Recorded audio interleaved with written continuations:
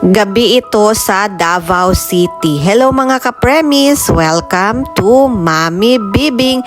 Samahan nyo ako at iikot ko kayo sa mga main highways dito sa Davao City kasi nagbus lang ako pauwi dito sa aming probinsya.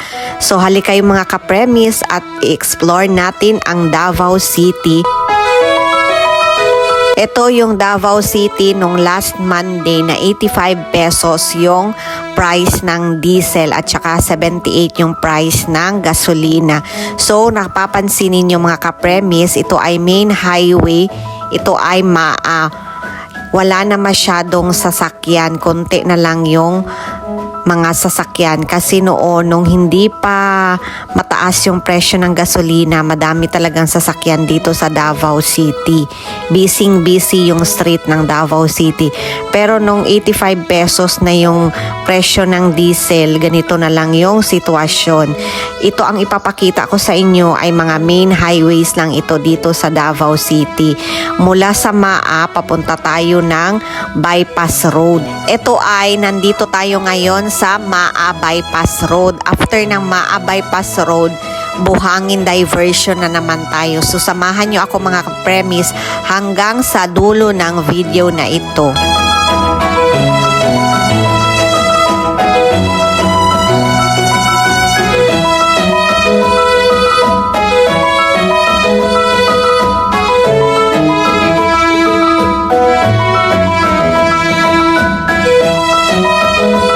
So ngayon mga ka-premis ay nandito na tayo sa Diversion Road. Ang road na ito ay babaybayin niya ito papunta sa may airport, sa Davao International Airport. Ito na way. So ito lang ang mga nakapila na mga sasakyan kasi nakastop pa, so nagpila. Pero dati nung hindi pa mataas yung presyo, masyadong marami talagang nakapila dito na mga sasakyan, both sides. Busy ang street na ito. So going na tayo sa underpass, sa Buhangin Underpass. Papunta na tayo ng Buhangin Underpass mga ka-premis.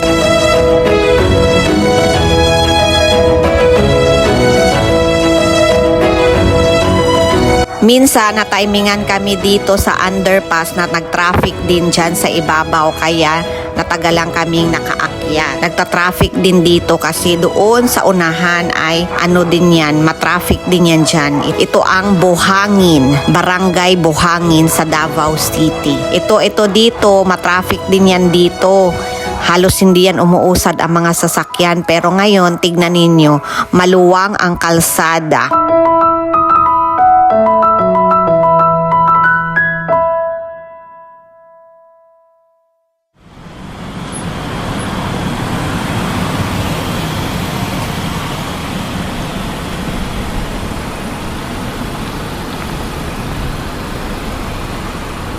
Malungkot na ang kalsada ng Davao. Dati bibong-bibo ito ang kalsada.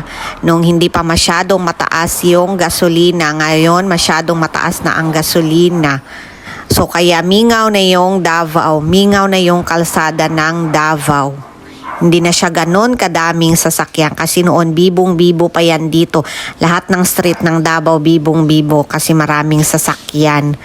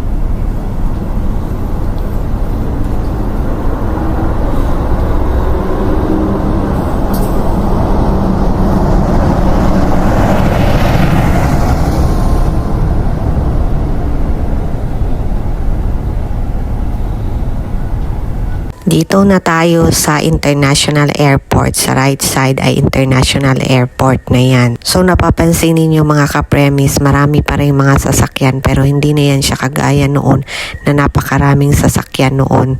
Compare ngayon, konti na lang. Mangilan-ngilan na lang yung nagabiyahe.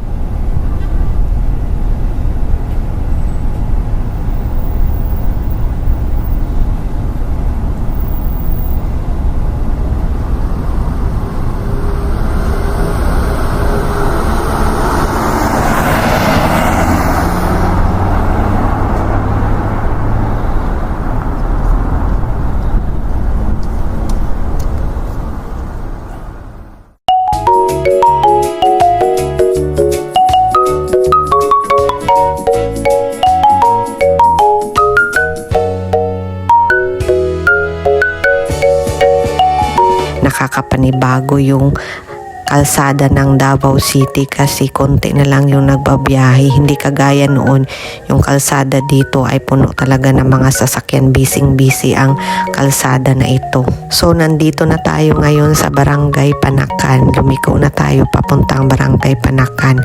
Ang sunod na barangay ay Ilang, pagkatapos Dibongko, pagkatapos Bunawan, pagkatapos Lasang. Yun yung last barangay ng Davao City. Yung street na ito masyadong busy ito noon nung hindi pa masyadong mataas yung gasolina.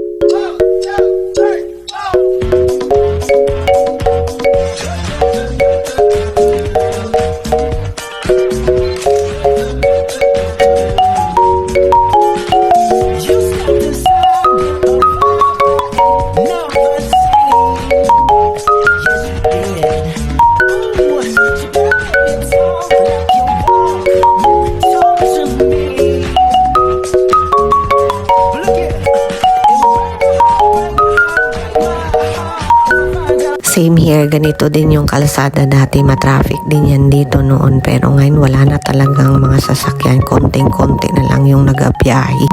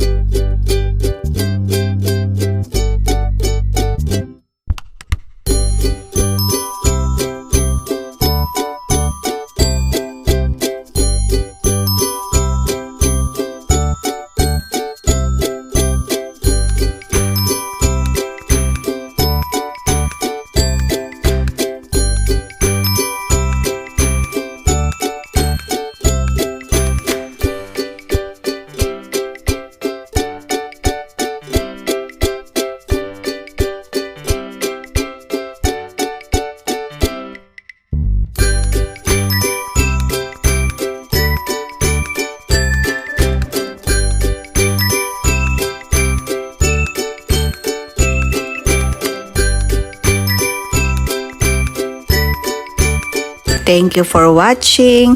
Sana nag-enjoy kayo sa aking pagtutur sa inyo dito sa Davao City. Hanggang sa muli, please don't forget to subscribe, share, like, comment, and hit the notification bell for the next video. Thank you so much. God bless everyone. Yang checkpoint na yan, dati napupuno yan ng mga sasakyan. Mahaba ang pila dyan. Pero ngayon, konti na lang ang mga sasakyan na nakapila. Checkpoint yan papasok sa Davao City.